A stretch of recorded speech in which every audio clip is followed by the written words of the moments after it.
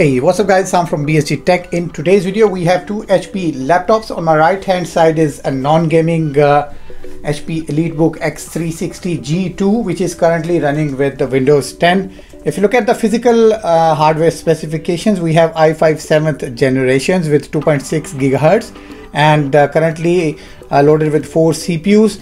We have 16 GB of RAM on this device, and also we have 512 SSD storage.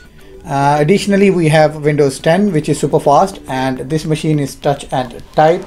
If you look at the task manager, let me take you there and let's click on the performance tab. Here we have the GPU, and here you can see that it's basically standing at 7.9 gig, which is almost 8 GB. So this machine is super fast for your daily tasks. Although it's a non-gaming machine, but it can perform heavy tasks, for example editing and video rendering, and it's a perfect machine.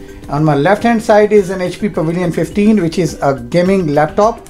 Currently this machine is running with AMD Ryzen 5, and if you look at the hardware specifications, we have AMD Ryzen 5 4600H, 12 CPUs, 3.0 gigahertz. Additionally, we have 512 GB of SSD plus 1 terabyte of hard drive for storage. Let's jump into the performance tab, and if you look at the performance tab, here we have 4 GB of dedicated GPU memory. On top of that, we have GTX 1650, which is fair enough for entry-level gamers nowadays, depending on the size and the type of games you want to play.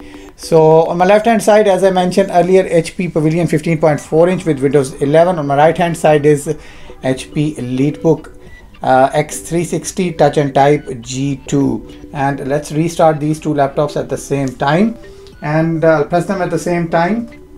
There we go. We are going to restart both of these laptops at the same time. Windows 11 with AMD Ryzen 5 4400 and a dedicated graphic card, which is GTX 1650 on my left hand side, and on my right hand side is a non-dedicated Intel HD graphic card, but the advantage of RAM might take us a bit further away from the gaming machine. So here we have HP Pavilion X360 Windows 10, slightly faster and taking between 3 to 4 seconds of gap, completely powered up.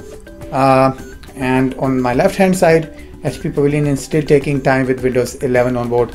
So that was a quick comparison, guys. If you like this video, do let us know in the comments section below. If you have one of these machines, do let us know how you like them and what kind of games and softwares you are using on them. And see you soon with another video. Till then, take care. Bye bye.